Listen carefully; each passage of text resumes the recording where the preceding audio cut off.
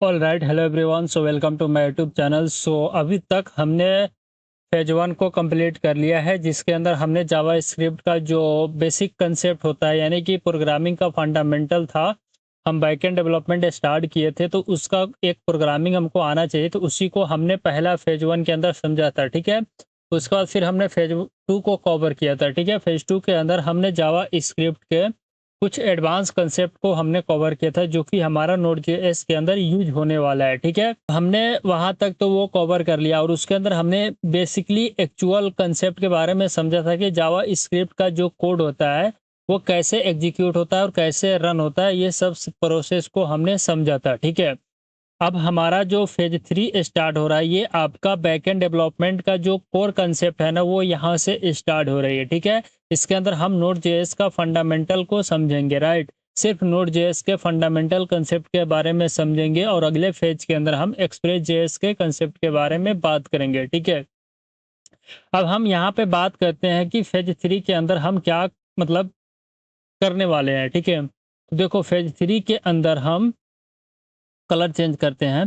Phase three के अंदर हम नोड जेएस का फंडामेंटल को कवर करेंगे। क्या करेंगे? नोड जेएस के फंडामेंटल को कवर करेंगे।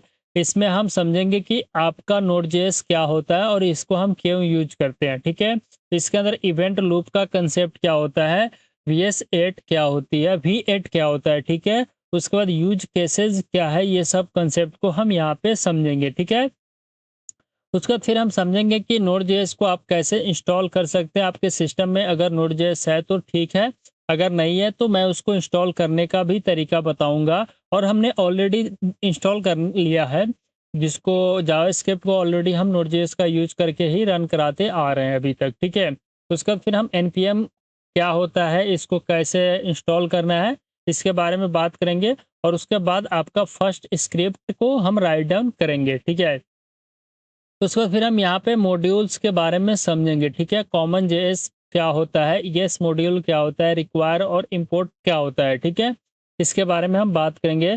फिर कोर मॉड्यूल बात करेंगे नोड जेएस से रिलेटेड, जिसके अंदर हम एफएस मॉड्यूल क्या होता है, जो कि फाइल से रिलेटेड होता है।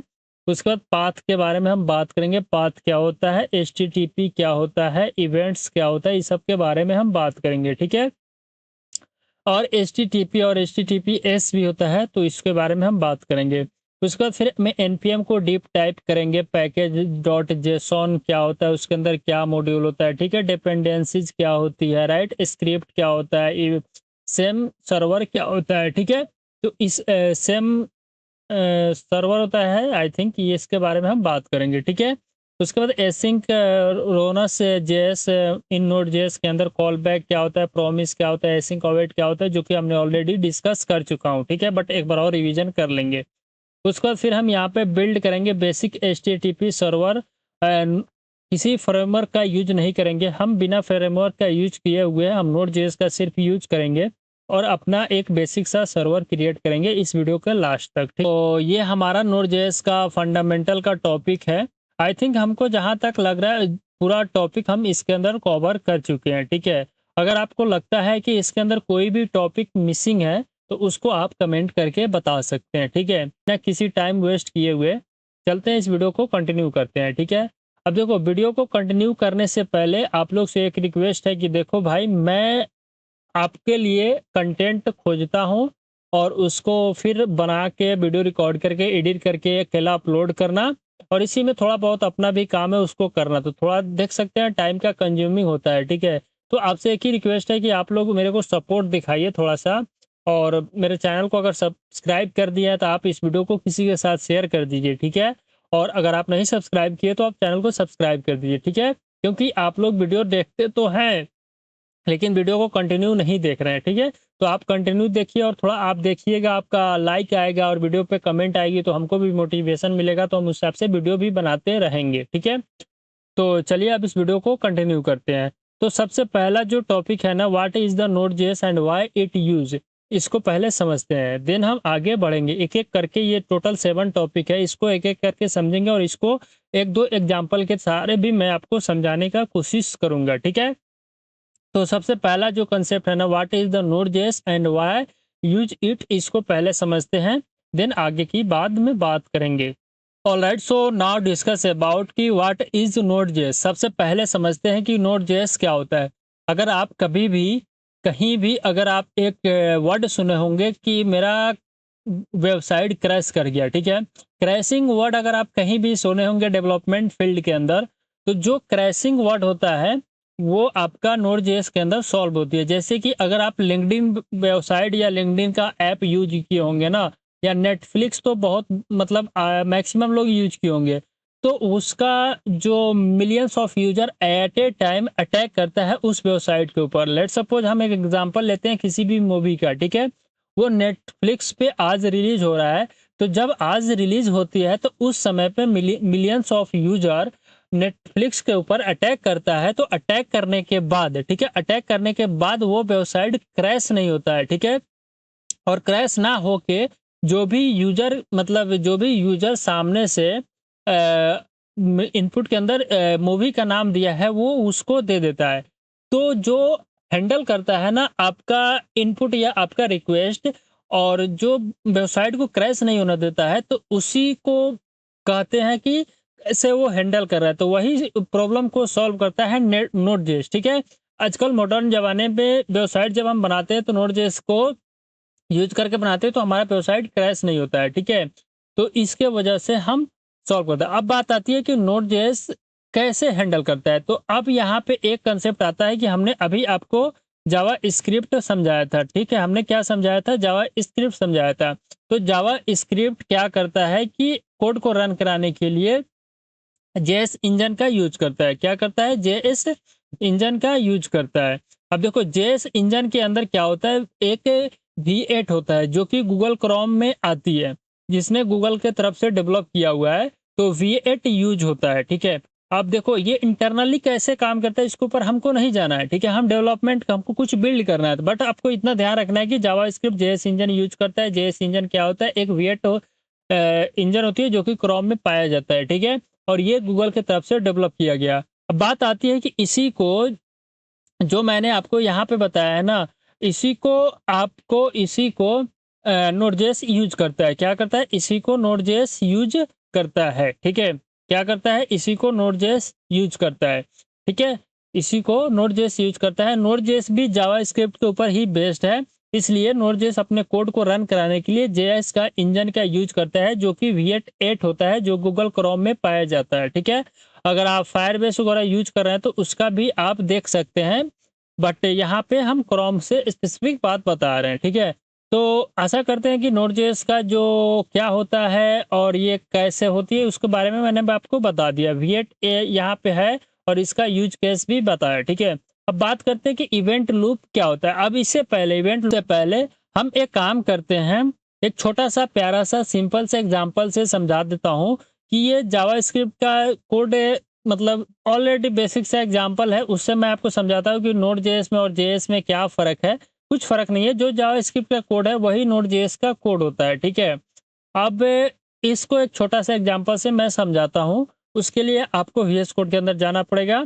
देन मैं आप पे वीएस कोड को ओपन कर लिया है और यहाँ पे आपको पूरा कोड है, इस कोड को मैं ऐड कर दूंगा। तो यहाँ पे नोड जेएस का एक फोल्डर क्रिएट कर लिया। इसके अंदर हम क्या करते हैं, एक फाइल क्रिएट कर लेते हैं, ठीक है। इस फाइल का नेम देते हैं demo.js, ठीक है। नोड जेएस का भी एक्सटेंशन जावास्क्रिप्ट के ऊपर ही बेस्ड है, इसलिए हमने demo.js नाम से एक फाइल क्रिएट कर लिया। और इस फाइल के अंदर एक छोटा सा कोड हम राइट डाउन करते हैं और उस कोड को भी आपके साथ डिस्कस करेंगे, ठीक है। यहाँ पे हमने एक छोटा सा प्यारा सा कोड को राइट डाउन किया है। ये बहुत सा बेसिक सा कोड है, इसमें आपको कोई दिक्कत नहीं होगी, कोई भी परेशानी नहीं होना चाहिए इस कोड को समझने के लिए।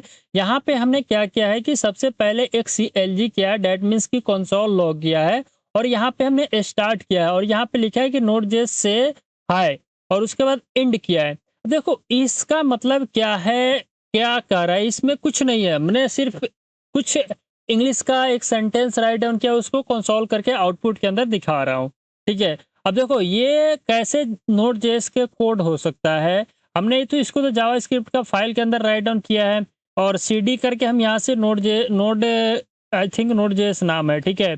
CD करके हम यहाँ से नोड.जेएस के अंदर चले जाएंगे और यहाँ से इसको हमने क्लियर कर लिया।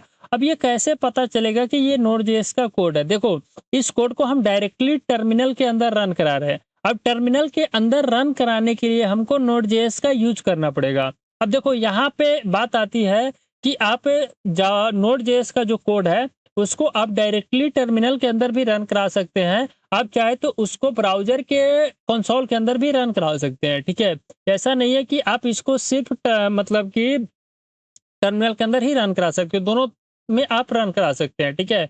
बट हम यहाँ पे अगर रन कराएंगे तो इसके लिए हमको नोड इंस्टॉल होना चाहिए, जिसको हम अभी आगे पार्ट में समझेंगे, ठीक है। मतलब सेकेंड टॉपिक के अंदर हम समझेंगे कि कैसे आप नोड जेएस को इंस्टॉल कर सकते हैं, ठीक है। हमारे सिस्टम के अंदर ऑलरेडी नोड जेएस इंस्टॉल है, जिसको हमने पहले जब स्टार्ट किया था बैकएंड डेवलपमेंट तभी मैंने आपको बताया था, ठीक है। तो हमने यहाँ पे नोड, और आपको क्या करना है, आपका फाइल का नेम देना। जैसे हमारा फाइल का नेम है demo.js, तो हम इसको करके इंटर मारेंगे तो हमारा जो ये कोड है ये जावा स्क्रिप्ट का कोड है, और जेएस का इंजन का यूज करते हुए, इस नोड का यूज करते हुए हमने इस कोड को एग्जीक्यूट किया था। हमारे पास यहाँ पे आउटपुट देखने को मिला, ठीक है। तो आशा करते हैं कि आपको यहाँ पे नोड जेएस का कोड और जावा स्क्रिप्ट का कोड दोनों में कोई डिफरेंस नहीं होता है, तो आपको समझ में आया होगा, ठीक है। आगे धीरे-धीरे आपको समझ में आएगा, और एक और 2 एग्जांपल लेंगे, थोड़ा-सा बेसिक सा लेंगे, थोड़ा एडवांस लेंगे, मीडियम का एग्जांपल लेंगे, मैं आपको समझाऊँगा, तो आपको अच्छे से समझ में आएगा, ठीक है। तो यहाँ पे हमारा ये एग्जांपल से आपको यही समझाना था कि जावास्क्रिप्ट कोड को कैसे हम नोड.जेएस का यूज़ करके रन कराते हैं टर्मिनल के अंदर। आप चाहे तो इस कोड को अपने क्या बोलते हैं ब्राउज़र के अंदर रन करा सकते हैं, बट उसके लिए आपको क्या चाहिए, एचटीएमएल का फाइल चाहिए, ठीक है। बट हम वहाँ पे अभी तक मतलब कि व्हाट इज द नोड.जेएस को कवर किया, बट इसके अंदर एक चीज बाकी रह गया, इवेंट लूप क्या होता है, इसको अब हम समझते हैं, ठीक है। तो इसके लिए हमने क्या किया, इसको समझाने का जो बेटर अप्रोच होना चाहिए हमारे साइड से, मैंने सोचा कि इसको एक इमेज के अंदर ड्रॉ करा लेते हैं। जीपीटी का यूज करके हमने अपने तरफ से लैंग्वेज दिया, प्रॉम्प्ट जिसको बोलते हैं, उसको हमने देके इसको एक इमेज में ही ड्रॉ करा लिया। तो देखो इसमें इवेंट का सिंपल सा एनालॉजी जो बताया इसने, सिंपल में यूज करते हुए बताया है कि एक वेटर होता है, ठीक है। मतलब एक होटल के अंदर एक वेटर होता है, और उस वेटर ने क्या किया कि टेबल वन वन के ऊपर गया, और यहाँ पे जैसे आप इस इमेज से समझ सकते हैं, तो यहाँ पे लिखा हुआ है कि a single waiter take order from multiple table without waiting, and he keeps moving and come back when the food is ready। मतलब ही कह रहा है कि जैसे कि मैं इमेज से समझाने का कोशिश करता हूँ, आपको उससे भी कुछ नहीं समझ में आया होगा। सबसे पहला दिस इज द वेटर, ठीक है। इसने सबसे पहले टेबल वन के ऊपर गया, यहाँ पे गया, और यहाँ पे इसने कुछ ऑर्डर लिया, यहाँ पे गया और यहाँ से इसने ऑर्डर लिया, फिर इसने टेबल टू के पास गया, यहाँ से भी इसने ऑर्डर लिया, ठीक है। इसने क्या किया, यहाँ से गया टेबल टू के पास, इसने यहाँ से भी ऑर्डर लिया, फिर इसने मतलब किचन के पास जाने से पहले ये जितने भी टेबल है ना होटल के अंदर, उसका पूरा ऑर्डर ले लिया। सबसे पहले यहाँ से ऑर्डर लिया, take order from table one, already right है। फिर गया टेबल टू के पास, यहाँ से भी इसने ऑर्डर ले लिया। फिर गया टेबल थ्री के पास, यहाँ से भी इसने ऑर्डर ले लिया। मतलब हर टेबल के पास गया, और हर टेबल के पास जितने भी मतलब कि उसको बोल सकते हैं जो भी आया है गेस्ट, उसका ऑर्डर ले लिया। और ऑर्डर लेने के बाद ये कहाँ जाएगा, किचन के पास, मतलब किचन के अंदर जाएगा। यहाँ पे लिखा हुआ है wait in kitchen while food is prepared, मतलब ये गया किचन के पास, दे दिया अपना ऑर्डर जो भी दिया है। जब तक ये वेट करेगा यहाँ से फूड रेडी ना हो जाए, मतलब अगर फूड रेडी नहीं है तो वो क्या करेगा, वेट ही ना करेगा वहां पे, फूड को वेट होने तक ये रेडी करेगा।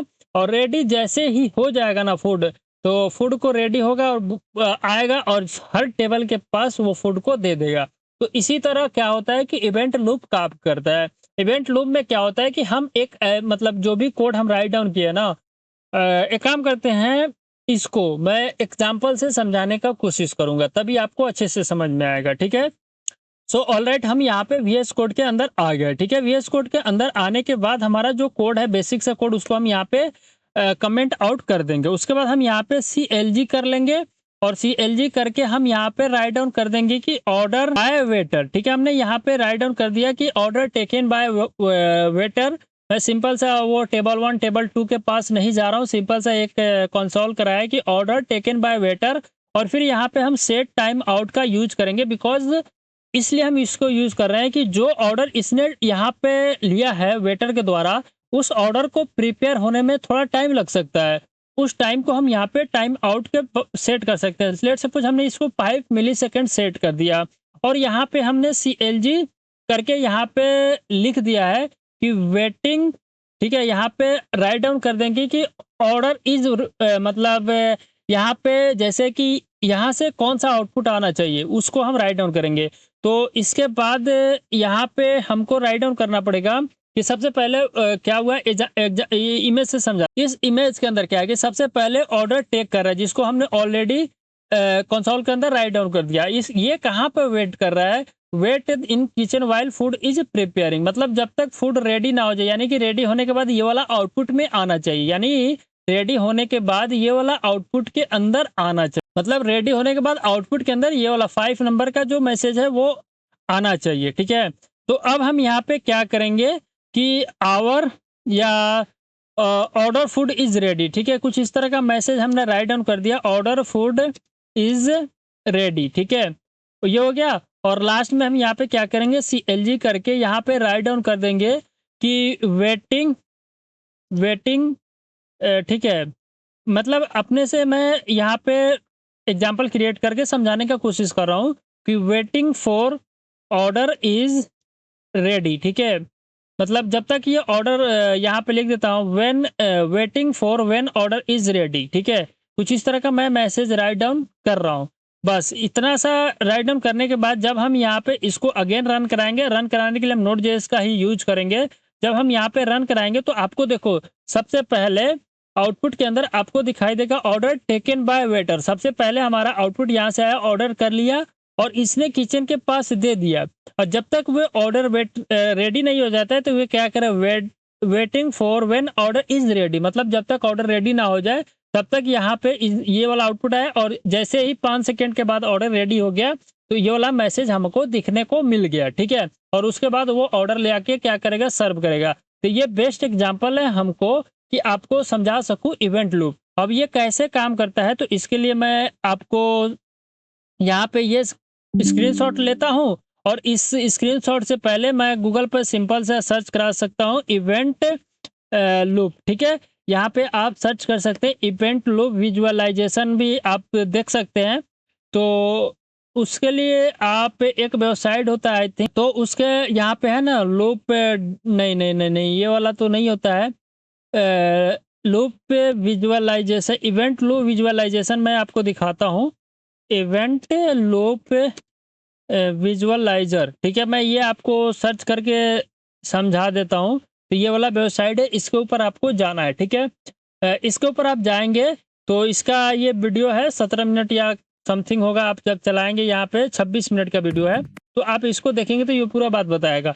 ये आपका लूप का है और लेट सपोज हम इसको पूरा कोड को यहाँ से हम हटा दिए और जो हमने कोड को राइट डाउन किया इसी कोड को यहाँ से कॉपी करते हैं और यहाँ पे हमने पेस्ट कर दिया। जैसे हम यहाँ पे सेव और रन पे क्लिक करेंगे तो आप यहाँ पे देखेंगे तो कोई नहीं, हम यहाँ पे रीरन कर लेते हैं तो कुछ नहीं हुआ। अच्छा, यहाँ पे क्लिक में के ऊपर क्लिक करना था तो यहाँ से आउटपुट के अंदर कुछ नहीं आ रहा है, ठीक है। ओके, कोई नहीं, बात ये है। तो हम क्या करते हैं कि इसी को दोबारा ओपन करते हैं, ठीक है। और इसका जो कोड है ना, आई थिंक इसको हम कुछ छेड़खानी नहीं करना था, हम यहाँ से कर सकते हैं। तो हम दोबारा ट्राई करते हैं और इसको हमारा कोड ये वाला है, कॉपी करके पेस्ट कर दिया और सेव एंड रन पे क्लिक करते हैं। तो आप यहाँ पे देख सकते हैं, देखो यहाँ पे हमारा कोड एग्जीक्यूट हो रहा है। अब कोड एग्जीक्यूट हो रहा है, अगेन ये खत्म हो जाने के बाद दोबारा मैं आपको समझाता हूँ, ठीक है। देखो ये कोड हमने यहाँ पे जो कोड ऑलरेडी हम राइट डाउन किए थे, ठीक है। लेट सपोज ये कोड है हमारा, जैसे यहाँ पे देख सकते हैं सबसे पहले हमने कंसोल लॉग किया था वेटर के द्वारा और ये सेट टाइम आउट के 5 मिलीसेकंड के बाद ये ऑर्डर रेडी होगा, जब तक वो वेट करेगा। इसमें क्या होता है कि इसके मतलब इनसाइड यानी कि इसके बैकग्राउंड में ये कैसे काम करता है वो मैं बता रहा हूँ। इसके बैकग्राउंड में एक कॉल स्टैक होता है, जो कि कॉल स्टैक यहाँ पे ये वाला कॉल स्टैक है, ये कॉल स्टैक है और ये आपका वेब एपीआईज है और ये आपका कॉल बैक क्यू है। क्या होता है कि जैसे ही ये कोड एग्जीक्यूट होगा ना तो लाइन नंबर 7 के पास जो भी कोड है ये आपके कॉल स्टैक के अंदर आएगा और कॉल स्टैक के अंदर आने के बाद ये इसके अंदर कोई भी टाइमिंग नहीं है ना, तो ये डायरेक्ट आउटपुट के अंदर चला जाएगा, ठीक है। और ये आएगा क्यू के अंदर, यहाँ पे वेटिंग है 5 मिलीसेकंड, तो ये चला जाएगा वेब एपीआईज के अंदर। देखो अब जब मैं इसको रन कराता हूँ तो ये पूरा कोड यहाँ पे आया और कंसोल लॉग के अंदर गया, फिर यहाँ पे टाइम आउट जब तक नहीं हो रहा है ये पूरा कोड को एग्जीक्यूट हो रहा है, यहाँ पे आप देखते रहिएगा, ठीक है। और जैसे ही यहाँ पे टाइम आउट हो गया है, क्यू से यहाँ पे गया, फिर आउटपुट के अंदर आ गया। देखो फिर दोबारा मैं इसको क्लिक कर रहा हूँ तो यहाँ पे क्लिक आया और देखो ये पूरा कोड आया, टाइम आउट यहाँ पे हो रहा है 5 मिलीसेकंड के बाद ये क्यू के अंदर आया, टाइमर गया, फिर कंसोल क्लिक हो गया और आउटपुट के अंदर आपको आउटपुट देखने को मिल जाएगा। तो ये इस तरह होता है। जैसे मैं इसको एक बार और समझा देता हूँ यहाँ पे, ठीक है। उस कोड को यहाँ पे लिया, ठीक है। स्क्रीनशॉट को हमने यहाँ पे कैनवा के ऊपर लगा दिया। अब सबसे पहला स्टेप के अंदर क्या होता है कि जैसे ही कोड को हमने रन किया था, कोड आया लाइन नंबर 6 के ऊपर, देखा कि अच्छा ये एक लाइन का कोड है, इसको इसने क्या किया, लेट सपोज ये आपका स्टैक है, ठीक है। स्टैक ही समझ लेना, थोड़ा सा ये सर्कल टाइप का, कोई दिक्कत नहीं है। हमने इसको यहाँ से पुश करके अपने स्टैक के अंदर डाल दिया, ठीक है। ये स्टैक के अंदर आया, फिर उसके बाद आएगा लाइन नंबर 8 के पास, देखेगा अच्छा ये एक टाइमर वाला कोड है, इसको भी इसने क्या करेगा, स्टैक के अंदर पुश कर देगा, ठीक है। ये भी स्टैक के अंदर पुश हो गया। फिर आएगा लाइन नंबर 12 के बाद, देखेगा अच्छा ये भी एक कोड है, इसको भी ये स्टैक के अंदर पुश कर देगा। पुश करने के बाद क्या होगा कि जब ये आउटपुट के अंदर बात आएगी ना, तो ये एग्जीक्यूट जब होगा ना, तो एग्जीक्यूट यहाँ पे होगा, यहाँ पे कोई भी टाइमर नहीं है, ये कोड आउटपुट के अंदर चला जाएगा। और ये जब होगा ना, ये चला जाएगा, आपका एक क्यू क्रिएट होता है, वहां पे जाएगा और वेट करेगा जब तक ये टाइमिंग इसका खत्म ना हो जाए, ठीक है। ये होता है। और टाइमिंग खत्म होने मतलब वही है कि यहाँ पे वेब एपीआई जैसे हम बटन के ऊपर क्लिक कर रहे हैं ना, ये बटन के यहाँ पे क्लिक हो गया और ये कोड हुआ, ये टाइमर जब तक ये खत्म हो रहा है ये क्यू में आया और यहाँ से यहाँ आ गया और आपका आउटपुट के अंदर दिख रहा है, ठीक है। मतलब ये है, यहाँ पे इसको इसने सेट किया, यही वाला कोड आई थिंक एग्जीक्यूट हो रहा है हमारा, ये कोड एग्जीक्यूट नहीं हो रहा है। लेट सपोज हम इसको यहाँ से कट करते हैं और दोबारा इसको दूसरा सा वेबसाइट के ऊपर मतलब समझाने का कोशिश करता हूँ। ये नोड.जेएस इवेंट लूप विजुअलाइजेशन है, नोड.जेएस का ऑफिशियल वेबसाइट आई थिंक है, इसके ऊपर समझाने का और कोशिश करूंगा। तो ये चीज़ है, मैंने इस कोड को यहाँ पे कर दिया और इसको जैसे रन कराएंगे तो आप यहाँ पे देखिएगा, ठीक है। रन होने दीजिए, थोड़ा टाइम लग सकता है, कोई दिक्कत नहीं है। तो ये रन हुआ, बट यहाँ पे क्या हुआ कि स्टेप है, स्टेप देखना है मेरे को। तो सबसे पहले हमारे पास कंसोल लॉग आया कॉल स्टैक के अंदर, जिसको मैंने आपको समझाया था। फिर नेक्स्ट स्टेप के अंदर क्या होगा कि ऑर्डर टेकन बाय वेटर, यहाँ पे आपको आउटपुट देखते रहिएगा। ऑर्डर टेकन बाय वेटर हो गया, ये वाला लाइन एग्जीक्यूट हो गया। फिर हम नेक्स्ट पे क्लिक करेंगे तो ये हमारे स्टैक से रिमूव हो जाएगा, मतलब ये वाला हमारा स्टैक से यहाँ से रिमूव हो जाएगा। उसके बाद फिर हम स्टेप देखेंगे, नेक्स्ट हमारा सेट टाइम आउट आया, तो सेट टाइम आउट स्टैक के अंदर आ गया। और फिर जैसे हम इसको देखेंगे तो ये कहाँ चला जाएगा, ये हमारा गया कहाँ पे, यहाँ पे क्यू के अंदर तो आया नहीं। फिर अगेन हम नेक्स्ट करेंगे तो हमारे पास कंसोल आएगा, मतलब उसका टाइमिंग जब तक खत्म नहीं हो वेट करेगा, कंसोल आएगा और इसके ऊपर क्लिक करेंगे तो waiting for order is ready. और उस फिर हम नेक्स्ट स्टेप के बाद क्लिक करेंगे तो ये टाइम जब तक ना कंप्लीट हो जाए, देख सकते हैं यहाँ पे स्टार्ट हुआ, ठीक है। स्टार्ट के बाद ये नेक्स्ट पे जाएगा, माइक्रो पे जाएगा एंड देन फिनिश पे जाएगा, टाइम खत्म हुआ। फिर स्टार्ट इवेंट लूप आया और फिर टाइमर स्टार्ट हुआ, इसका टाइमर पेंडिंग कॉल बैक और आइडियल प्रिपेयर, मतलब इसके बीच का जो प्रोसेस है पूरा यहाँ पे आपको दिखाई देगा। और फिनिश करके टाइमर देखेगा, टाइमर 5 सेकेंड का है। जब तक वो टाइमर ना कंप्लीट होगा ना तब तक आपका आउटपुट नहीं देखेगा। देखो आउटपुट जैसे कंप्लीट हो गया ना, आपका ऑर्डर इज रेडी हो गया, ठीक है।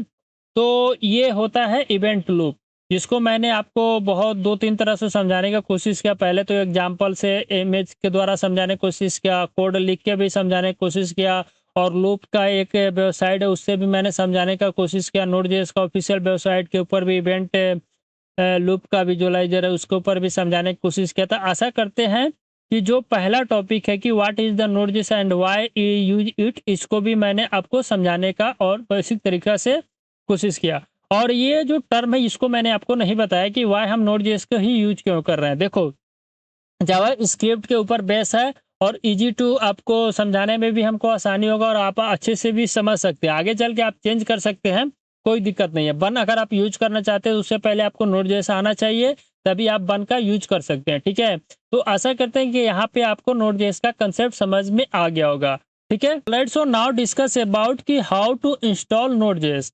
अब यहाँ पे सेकेंड जो पॉइंट है इसको समझते हैं कि नोड जेएस को आप कैसे इंस्टॉल कर सकते हैं और एनपीएम को कैसे आप अपने सिस्टम के अंदर सेटअप कर सकते हैं, और सबसे पहला आप स्क्रिप्ट कैसे राइट डाउन कर सकते हैं।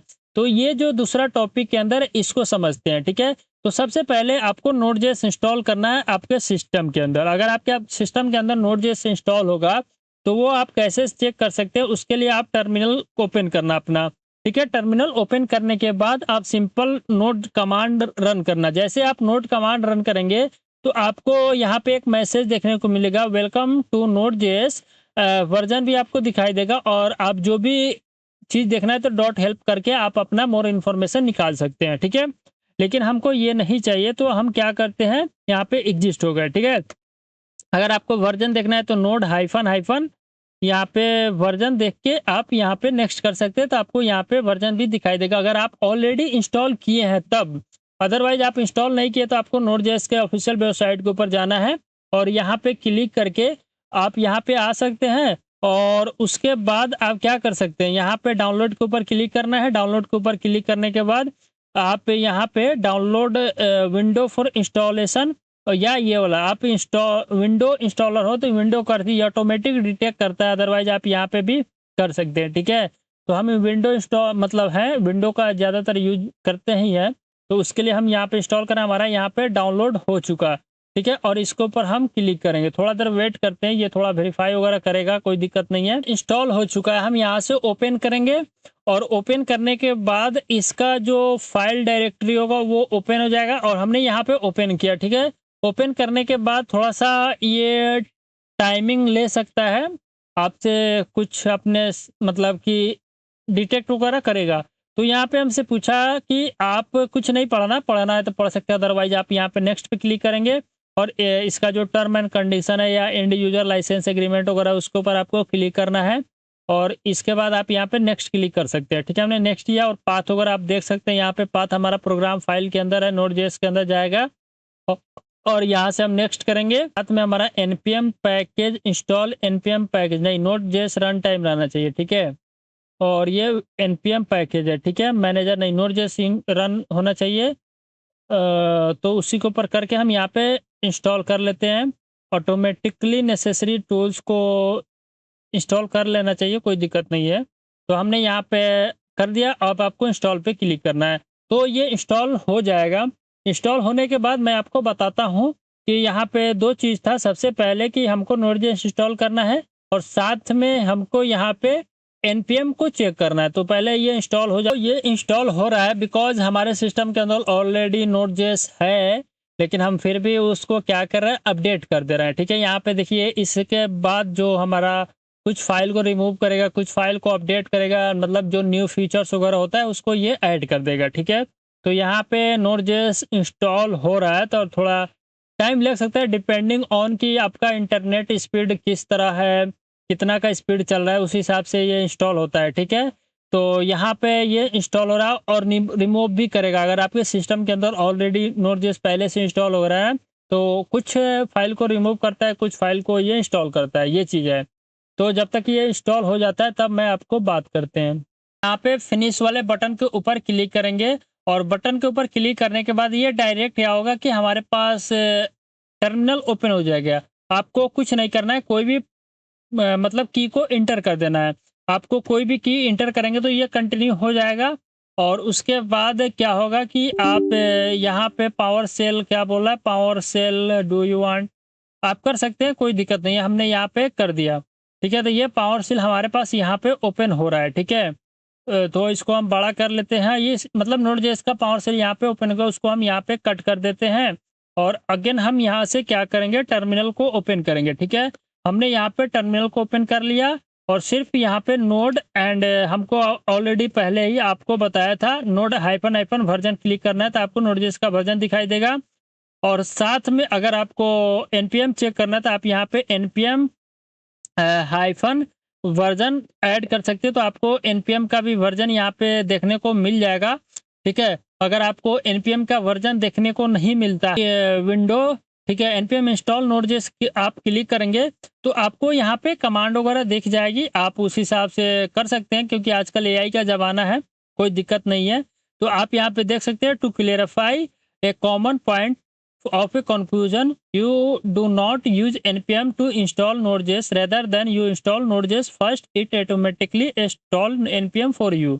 मतलब ये कह रहा है कि अगर आप node.js को अगर इंस्टॉल कर लिया ना तो ये आपका ऑटोमेटिक npm पैकेज इंस्टॉल हो जाता है। npm का मतलब क्या होता है? नोड पैकेज मैनेजर होता है। जब भी आप node.js के अंदर कोई भी एक्सटर्नल पैकेज को इंस्टॉल करना चाहते हैं तो उसके लिए आप npm का यूज कर सकते हैं, ठीक है। तो हमारा यहाँ पे मतलब जो सेकेंड स्टेप था कि हमको नोड.जेएस का इंस्टॉल करना, साथ में npm को इंस्टॉल करना, उसके बाद हमारा फर्स्ट स्क्रिप्ट को राइट डाउन करना।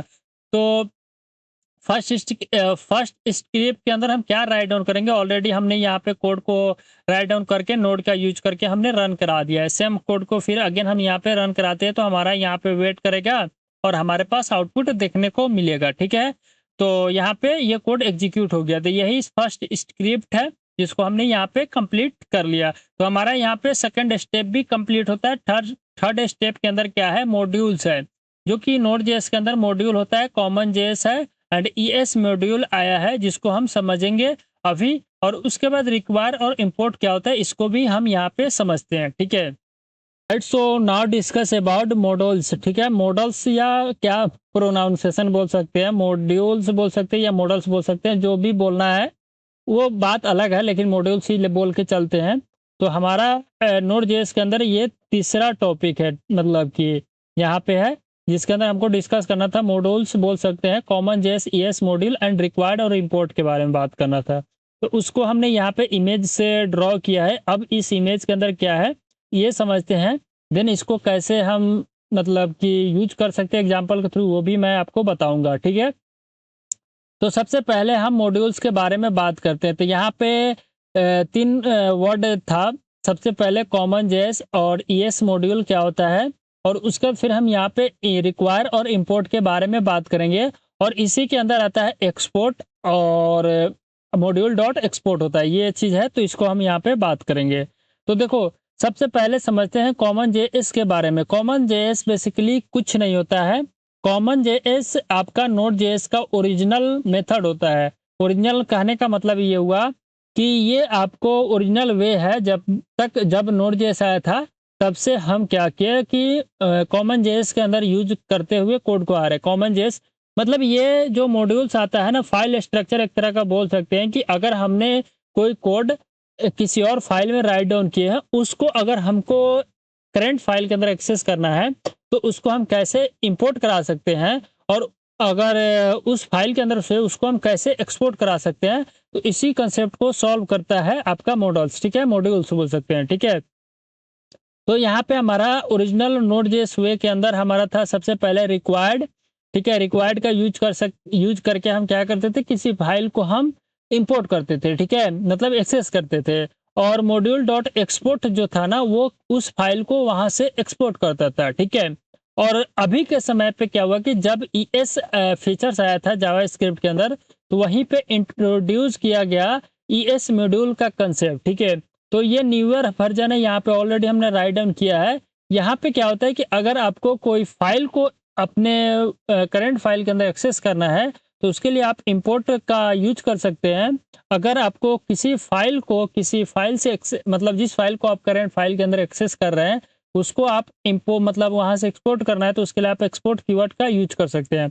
कहने का मतलब ये हुआ, ये पूरा उदाहरण को अगर आप रियल लाइफ से कंपेयर करेंगे तो यहाँ इन दोनों से सेम ही रिजल्ट आएगा, उसको भी हम यहाँ पे सेम रिजल्ट आता है। अगर आप किसी रेस्टोरेंट में गए तो अगर आप कोई फूड ऑर्डर करना चाहे, वो फूड आप इंग्लिश में ऑर्डर करें, चाहे वो फूड आप हिंदी में, यहाँ पे हिंदी होगा तो उसको मैं एडिट कर देता हूँ, यहाँ पे आपका हिंदी होगा। उस फूड को आप हिंदी में करें या इंग्लिश में करें, वो तो फूड आपको मिलेगा ही ना, तो वो रिजल्ट सेम आएगा।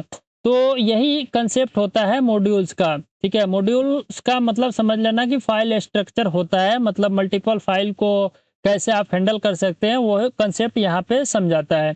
अब आप इसको कैसे यूज कर सकते हैं, ठीक है, तो इसको हमको एग्जाम्पल से समझाना पड़ेगा ना आपको। तो उसके लिए हम क्या करते हैं, VS कोड के अंदर, VS कोड के अंदर आगे Node.js के अंदर एक फोल्डर क्रिएट करेंगे जिसका नाम देंगे हम मॉड्यूल्स। ठीक है, क्या नाम देंगे, मॉड्यूल्स नाम देंगे। और यहाँ पे इसी फाइल के अंदर आपको ये कमांड को ध्यान रखते हुए चलना है, क्योंकि हम यहाँ पे कॉमन जेएस एंड मॉड्यूल्स का दोनों का यूज करेंगे, तो मैं आपको अच्छे से समझा सकता हूँ।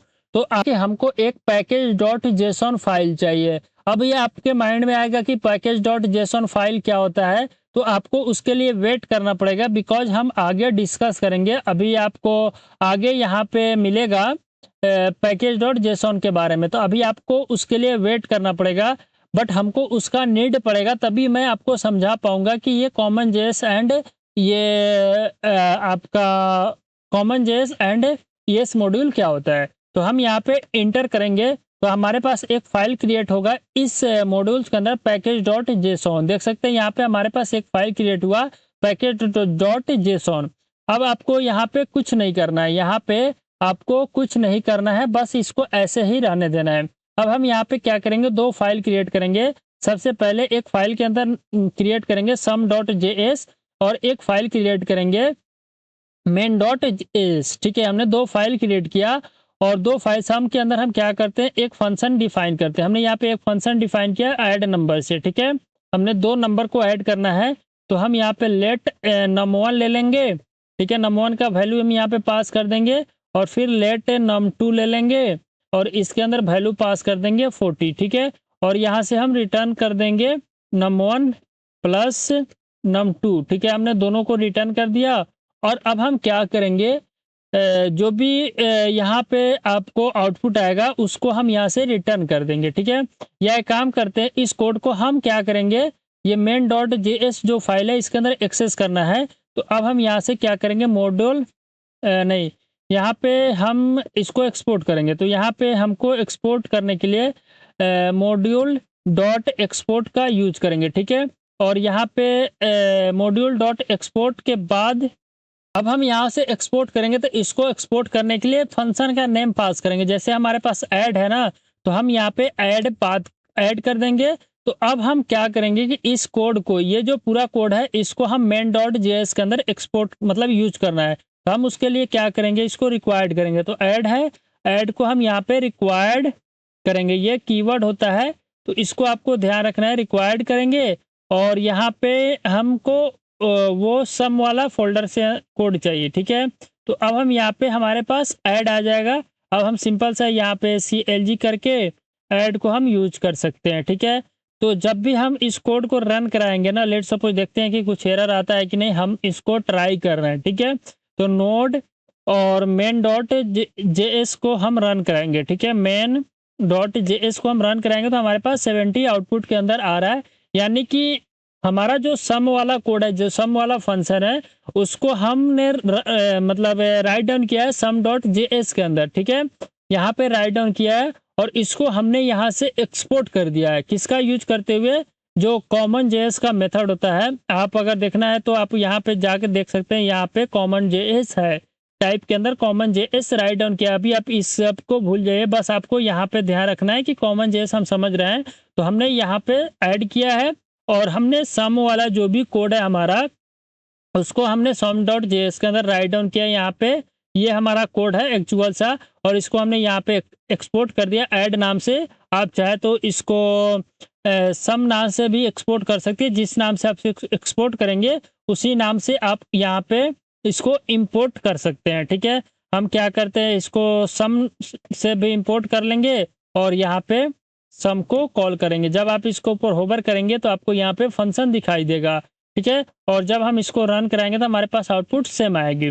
लेट सपोज अब हम क्या करते हैं, यहाँ पे जो कॉमन जेएस है ना, इसको हटा के सिंपल सा मॉड्यूल को ऐड कर देते हैं। ठीक है, हमने मॉड्यूल को ऐड किया और जब हम इस कोड को रन कराएंगे तो हमारे पास एरर आएगा। एरर क्या करेगा, डिफरेंस एरर देखने को मिलेगा, require is not defined in ES module scope. ठीक है, यू कैन यूज इंपोर्ट। ठीक है, अब आपको इसके लिए इंपोर्ट मेथड का यूज करना पड़ेगा। अब उसको कैसे यूज कर सकते हैं, तो आप सिंपल सा यहाँ पे क्या करेंगे, सिंपल सा आपको डायरेक्ट यहाँ से एक्सपोर्ट कर सकते हैं। ठीक है, आपको एक्स्ट्रा लाइन लिखने का कोई नीड नहीं है, आप सिंपल सा यहीं से डायरेक्ट ऐड फंक्शन को आप यहाँ से एक्सपोर्ट कर सकते हैं और आप यहाँ पे इसको डायरेक्ट यहाँ पे इंपोर्ट कर सकते हैं। ठीक है, हमने यहाँ पे इंपोर्ट करेंगे किस नाम से, सम नाम से ही इंपोर्ट कर लेते हैं। फ्रॉम कहाँ से, तो वो आपको तो बताना ही पड़ेगा ना, बस हो गया, बस सिंपल सा कोड है। अब जब आप इसको रन कराएंगे तो आपको एरर नहीं आना चाहिए। ठीक है, लेट सपोज हमने यहाँ पे क्लियर किया, देन रन कराएंगे तो हमारे पास एक चीज़, हाँ और एक चीज़ बताना पड़ेगा आपको, फाइल एक्सटेंशन बताना पड़ेगा इस केस में, जावा स्क्रिप्ट का आप यूज कर रहे थे इसलिए।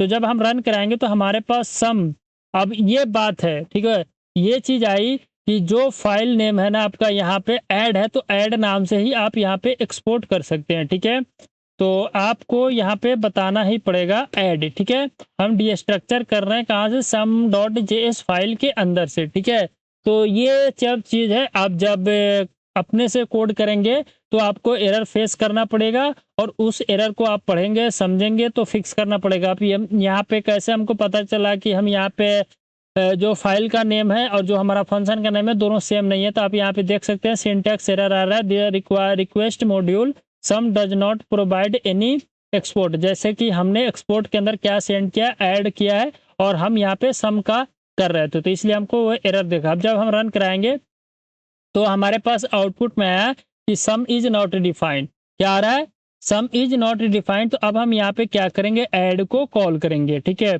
अब हम यहाँ पे क्लियर करेंगे और जब हम रन कराएंगे तो हमारे पास आउटपुट के अंदर 70 आ रहा है। उस केस में भी हमारे पास आउटपुट के अंदर 70 आ रहा था और इस केस में भी हमारे पास आउटपुट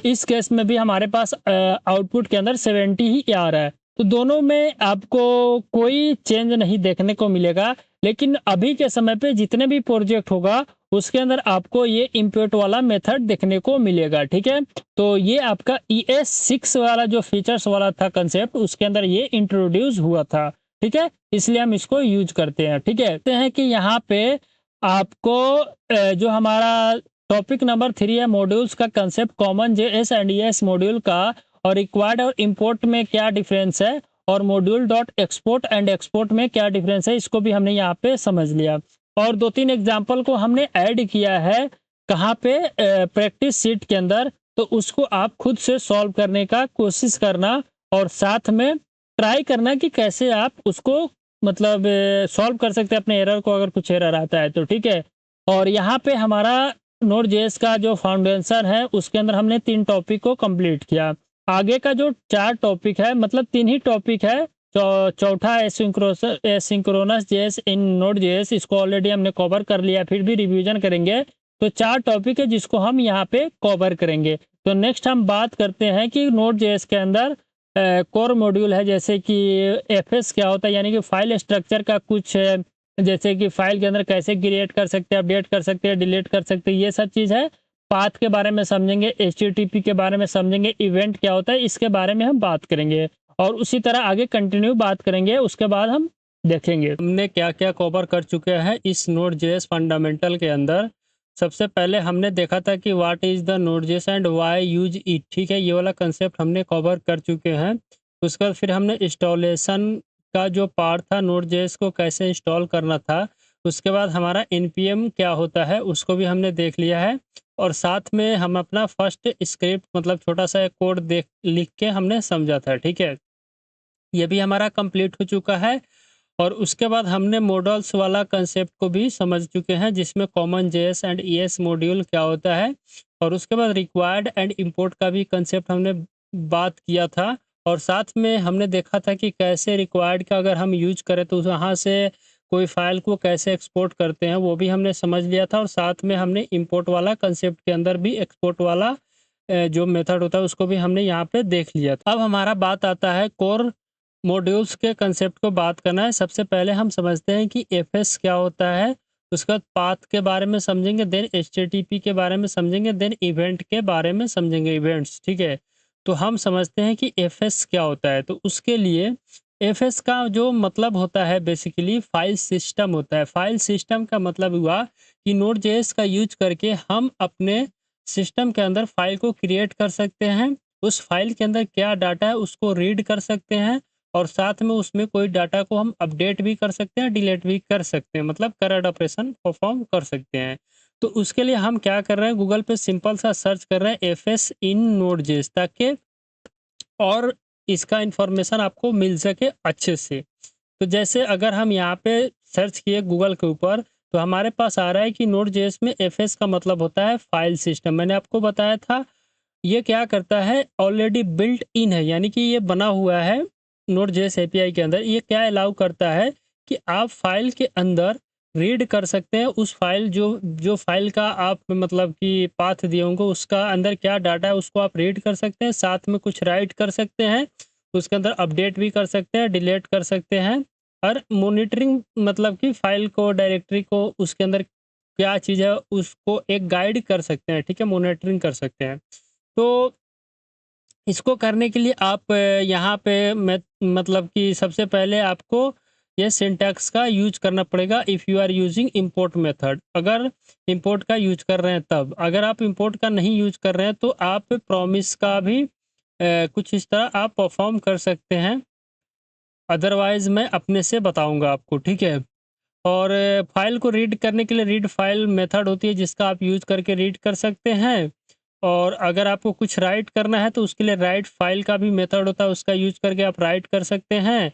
और अगर आपको अपेंड करना है तो अपेंड नहीं, रिमूव नहीं होता, अनलाइक होता है, ठीक है। यहाँ पे अनलाइक मेथड का नाम है। तो ये सब चीज़ इसने यहाँ पे बताया है, तो आप इसे और इन्फॉर्मेशन इन्फॉर्मेशन ले सकते हैं। तो हमको यहाँ पे पता चला, ये इवेंट लूप वाला जो इमेज है इसको यहाँ से हम रिमूव कर देते हैं, ठीक है। और एक चीज़ पता चला कि हमको एफएस का मतलब क्या होता है, थोड़ा-सा इसको थोड़ा 100 पे कर लेते हैं। और जो हमारा ये है ना, इसको थोड़ा-सा और छोटा कर लेते हैं ताकि ये हमको स्क्रीन पर फिट हो जाए, ठीक है। मैंने दोनों को कर दिया। और अब हम यहाँ पे बात करते हैं कि एफएस जो मॉड्यूल है इसका मतलब होता है, अभी तक हमने जितना समझा उसको मैं राइट डाउन कर देता हूँ। एफएस मॉड्यूल का मतलब होता है फाइल सिस्टम, ठीक है, फाइल सिस्टम। और इसके अंदर हम क्या-क्या परफॉर्म कर सकते हैं, मतलब कि जो भी फाइल है उस फाइल के अंदर क्या डाटा है उसको हम रीड कर सकते हैं। उसके बाद हम उसके अंदर कुछ ऐड करना है तो उसको भी हम यहाँ से क्या कर सकते हैं, राइट कर सकते हैं। अगर राइट कर रहे हैं तो उसके अंदर कुछ अपडेट करना है तो अपडेट भी कर सकते हैं, ठीक है। और फोर्थ में अगर हमको उसको डिलीट करना है तो रिमूव कर सकते हैं। अब देखो रीड करने के लिए हमको मेथड था यहाँ पे पता था, मेथड देखो मेथड हमको याद नहीं होता है, लेकिन प्रैक्टिस आप कीजिएगा तो याद हो जाएगी साथ में। मेथड कोई चीज़ रीड करने के लिए हमको रीड फाइल करना पड़ेगा, या रीड फाइल एसिंक होता है, तो उसको आप कर सकते हैं। अब राइट के लिए राइट होता है, अपडेट के लिए आप क्या कर सकते हैं, अपडेट ही होता है आई थिंक। अपडेट के लिए हम देख लेते हैं, कोई दिक्कत नहीं है। नहीं, अपडेट करना है ना, राइट, रीड, अपेंड। अपेंड के लिए अपेंड फाइल होता है, ये अपडेट में आ गया। और रिमूव के लिए अनलाइक होता है। तो ये होता है एफएस का मतलब। अब हमने यहाँ पे एफएस का तो मतलब देख लिया, बट अब हम क्या करते हैं कि इसको वीएस कोड के अंदर चल के एज ए प्रैक्टिकल भी सो हमने यहाँ पे वीएस कोड को ओपन कर चुके हैं। और जहाँ तक कल का कोड था उतना ही हमने मॉड्यूल्स वाल नाम का एक फोल्डर क्रिएट किया था, जिसके अंदर हमने common JS and ES modules का कंसेप्ट समझा था, ठीक है।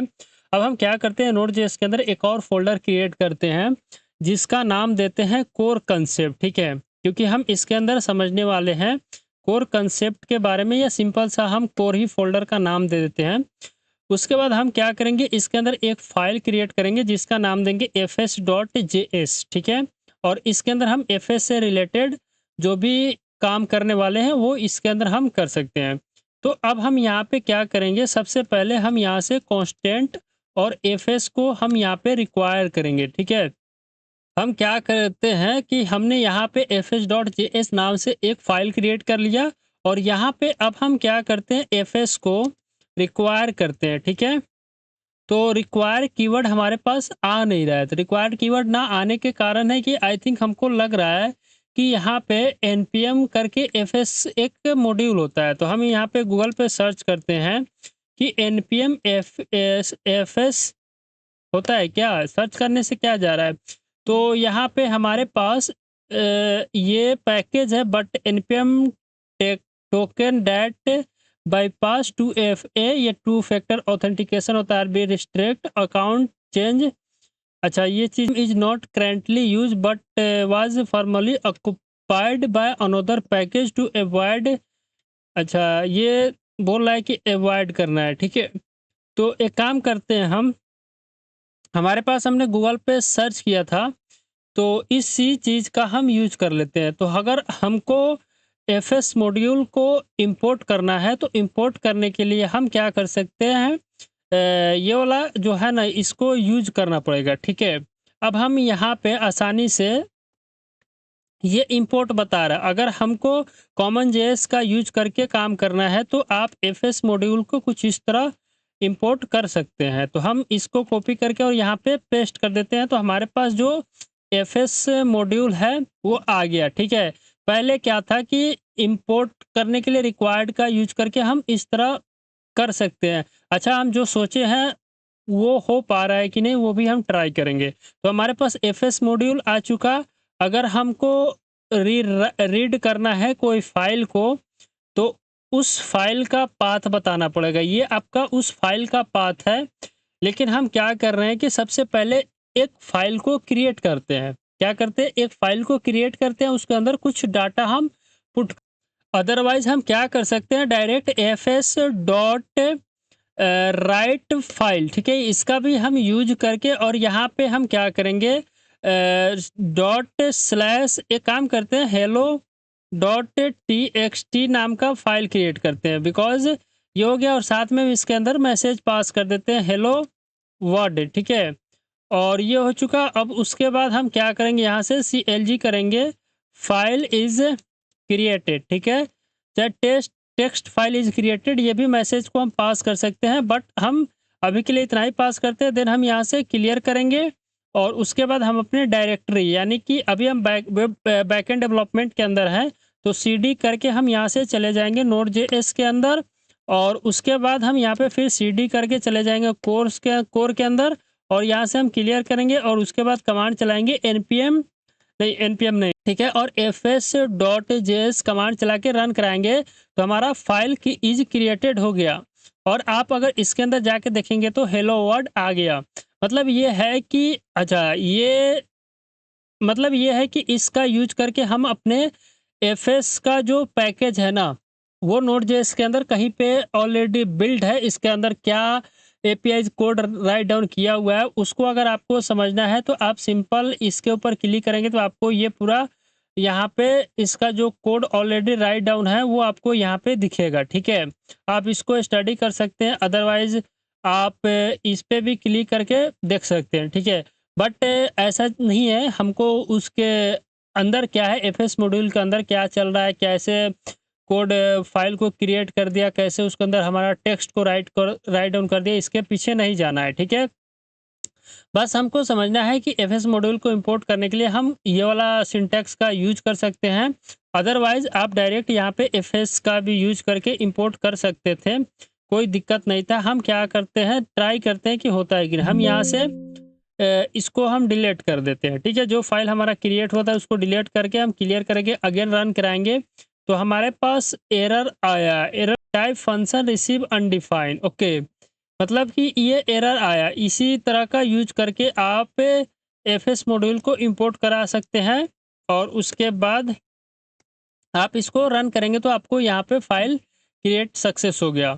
ये पहला तरीका मैंने आपको बताया। अगर आप चाहे तो इसको एसिंक्रोनस का यूज करके भी क्रिएट कर सकते हैं क्रिएट कर सकते हैं, जैसे कि हमारे पास यहाँ पे बताया है। हम क्या करते हैं कि इस कोड को यहाँ से कॉपी करते हैं, ठीक है। हमने इस कोड को कॉपी किया, और हम सेम कोड को यहाँ पेस्ट करेंगे। काम करते हैं, पहले वाले कोड को कमेंट कर देते हैं, ठीक है। और यहाँ पे हम इस कोड को पेस्ट किए, इसके अंदर कुछ नहीं है। इसने क्या किया कि राइट माय फाइल नाम से एक एसिंक्रोनस फंक्शन क्रिएट किया है, और वहाँ पे अवेट का यूज करके राइट फाइल फंक्शन को हमने यहाँ पे डायरेक्ट इसने कहाँ पे एफएस मॉड्यूल से डिस्ट्रक्चर कर लिया, और हम यहाँ पे डॉट का यूज करके राइट फाइल को ले रहे थे, ठीक है। बट इसने डायरेक्ट डिस्ट्रक्चर कर लिया यहाँ से, ठीक है। जिस मतलब एफएस मॉड्यूल को हम इंपोर्ट कर रहे थे रिक्वायर का यूज करके, ये डायरेक्ट इंपोर्ट मेथड का यूज किया है, और हम यहाँ पे कंसोल करके लिख रहा है फाइल रिटर्न सक्सेसफुल, और यहाँ पे एरर कुछ आता है तो उसको, हमारा फाइल ऑलरेडी क्रिएट है, तो इसको हम चेंज कर लेते हैं, ठीक है। हेलो से हेल हेल है, ठीक है, hello dot T x T, और उसके अंदर हम मैसेज पास कर रहे हैं। अगर फाइल ऑलरेडी एग्जिस्ट है तो उसके अंदर ओवरराइड हो जाना चाहिए। तो अब हम यहाँ पे क्या करते हैं, अगेन रन कराने का कोशिश करते हैं। तो हमारे पास एक आउटपुट आया। आउटपुट के अंदर क्या है, ये जो है ना आपको बता रहा है कि मॉड्यूल पैकेज जेसॉन के बारे में, इसको अभी वार्निंग आ रहा है, आप इसको अभी के लिए भूल जाइएगा, बिकॉज हम यहाँ पे कॉमन जेएस का यूज कर रहे हैं, जो कि हमारा इंपोर्ट वाला मेथड है। तो वही आपको ये बता रहा है कि it is not specified, it does not pass as a common JS, ठीक है, इसको आप इग्नोर कीजिए। अब यहाँ पे देखेंगे तो फाइल रिटर्न सक्सेसफुल, मतलब हमारा आउटपुट यहाँ से आ रहा है, ये वाला कंसोल प्रिंट हो रहा है। जब आप हेल डॉट टीएक्सटी में जाएंगे तो हेलो वर्ल्ड आ चुका है, यानी कि हमारा जो मैसेज है वो ओवरराइड हो चुका। अब हम क्या करेंगे, अब हम इसके अंदर जो फाइल है ना, जो मैसेज है हेल डॉट टीएक्सटी के अंदर, उसको हम रीड करते हैं। तो रीड करने के लिए हम सिंपल सा यहाँ पे इस वाले को कमेंट आउट कर लेते हैं, ठीक है। हमने कमेंट आउट कर लिया, और सिंपल आप यूज करके एफ एस डॉट, ठीक है, F S dot read file भी कर सकते हैं। कहाँ से, पाथ तो बताना ही पड़ेगा ना आपको, तो डॉट हेल, ठीक है, hello dot T x T, ये बताना पड़ेगा। और साथ में आप, अगर आप इसको कहीं पे स्टोर कराना चाहते हैं, लेट सपोज हमारे पास मैसेज है जिसको हम यहाँ पे स्टोर कर लेते हैं, और उसके बाद आप यहाँ पे CLG करके मैसेज को अगर प्रिंट करेंगे तो आपको आउटपुट के अंदर हेल डॉट टी के अंदर जो भी मैसेज होगा वो आपको देखने को मिलेगा। जैसे कि हम अगर रन कराएंगे तो हमारे पास एक प्रॉमिस आया जो कि एक पेंडिंग स्टेट में आ गया, ठीक है। अब इसको कैसे हम सॉल्व कर सकते हैं, तो जैसे जो हमारे पास मैसेज आ रहा है उसके ऊपर हम देन का मेथड का यूज कर लेते हैं, और इसके अंदर एक मैसेज होगा, उसको हम यहाँ पे ले लेंगे, ठीक है, CLG करके हम MSS को प्रिंट करा लेंगे। उसके बाद फिर हम यहाँ पे डॉट कैच का यूज करके अगर कुछ एरर आता है तो उसको भी हम यहाँ से इस एरर को हटा लेते हैं, बिकॉज कोई नीड नहीं है उसको इंपोर्ट कराने के बाद। और यहाँ से हम इसको, फिर इस एरर को भी हम साथ में प्रिंट करा लेंगे, ठीक है। तो प्रॉमिस का को पेंडिंग स्टेट हटाने के लिए हम डायरेक्ट डॉट डेट कैच का यूज कर लेते हैं। ये हमारे पास एक बफर आया, मतलब कि जो इसके अंदर कोड है ना, मतलब जो इसके अंदर मैसेज है वो तो आ रहा है, लेकिन बफर फॉर्मेट में आ रहा है। अब एक्चुअल मैसेज को हम कैसे देख सकते हैं, एक्चुअल मैसेज को देखने के लिए हम यहाँ पे UTF-8 का यूज कर लेंगे, बिकॉज हमारे पास जो मैसेज आ रहा है वो एक बफर फॉर्मेट में आ रही है। अब हम UTF-8 का यूज करेंगे तो वो क्या करेगा, इस मैसेज को कन्वर्ट कर देगा एक्चुअल टेक्स्ट के अंदर। अब हम इसको जब रन कराएंगे तो हमारे पास हेलो वर्ल्ड दिखाई देगा। आप यहाँ पे देख सकते हैं कि एक चीज छोड़ने का मतलब हुआ कि जब हम UTF-8 को छोड़ दे रहे हैं तो हमारे पास बफरिंग मैसेज आ रहा था, मतलब कि वो मैसेज को रीड कर रहा था इस मेथड का यूज करके।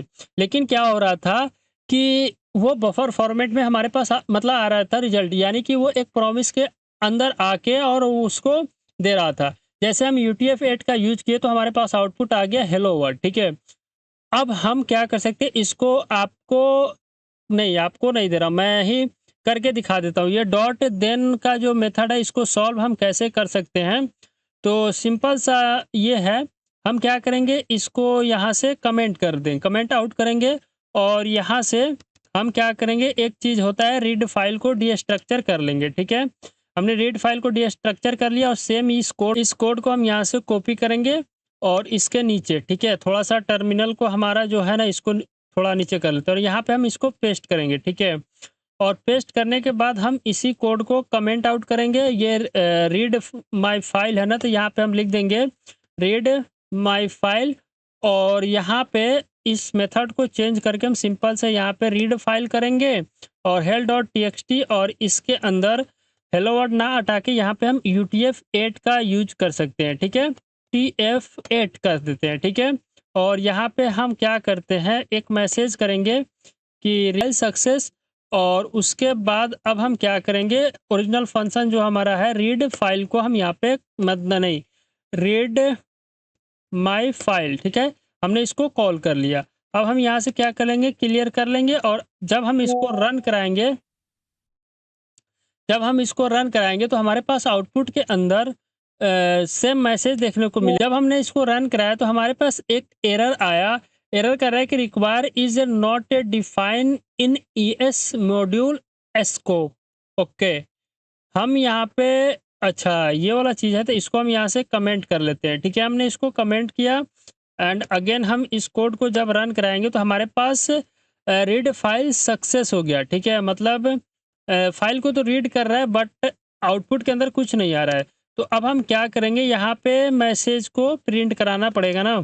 ठीक है, तो क्या करते हैं कि यहाँ से CLG कर लेते हैं और साथ में मैसेज को पास कर देते हैं। ठीक है, तो ये हो गया। अभी इसको हम क्लियर करेंगे, देन हम रन कराएंगे तो हमारे पास जो एक्चुअल मैसेज है वो भी यहाँ पे प्रिंट होगा। ठीक है, तो इस तरह भी आप कर सकते हो, नॉर्मल भी आप कर सकते हो। दोनों तरीके से मैंने फाइल को कैसे क्रिएट करके उसके अंदर मैसेज को आप ऐड कर सकते हो वो भी बता दिया, उसके अंदर मैसेज क्या है और उसको कैसे आप रीड कर सकते हो वो भी मैंने आपको बता दिया। बेसिक 2 ऑपरेशन मैंने आपको बताया और तीसरा है कि रिमूव करना है जो कि अनलाइक मेथड होता है, तो उसको भी मैं आपको मतलब ये इसको यहाँ से कमेंट करते हैं और इस एफएस मॉड्यूल को हम यहाँ से कर लेते हैं कमेंट आउट और उसी के ऊपर fs डॉट अनलाइक का यूज करते हुए हम उस फाइल को डिलीट करेंगे। तो उसके लिए हमको पाथ बताना पड़ेगा। ठीक है, तो हेल डॉट txt को पास करेंगे और ये हो जाएगा और हम यहाँ पे CLG कर लेंगे फाइल डिलीट सक्सेस। ठीक है, ये हो गया। तो हमारा इतना ही कोड होना चाहिए। अब हम रन कराते हैं तो हमारे पास मैसेज आएगा फाइल डिलीट सक्सेस और हमारा फाइल यहाँ से डिलीट हो जाएगा। ये भी चल रहा है हमारे पास और फाइल हमारा सक्सेसफुल डिलीट हो गया। तो आपका काम है कि आप क्या कर सकते हैं कि इसको एसिंक वाले फॉर्मेट में, यानी कि इस तरह के फॉर्मेट में आप इस कोड को राइट डाउन करना और रन कराना कि क्या वो एग्जीक्यूट हो पाता है कि नहीं। ठीक है, ये आपको एज ए होमवर्क मैं दे रहा हूँ। बाकी मैंने यहाँ पे फाइल को कैसे क्रिएट करना है, उस अगर फाइल क्रिएटेड है उसके अंडर डाटा को कैसे आप अपडेट कर सकते हैं, ये चीज़ भी मैंने आपको बता दिया और साथ में आपको फाइल कैसे डिलीट होता है वो भी बता दिया और बस इतना ही था ना। हाँ, तो ये एफएस मॉड्यूल से रिलेटेड जो था कंसेप्ट मैंने आपको क्लियर कर दिया यहाँ तक। अब हम बात करते हैं नेक्स्ट, इसी के अंदर जो एक और टॉपिक है, एक और पॉइंट है जिसको मैं समझाता हूँ आपको का मतलब क्या होता है। देखो, पाथ का मतलब होता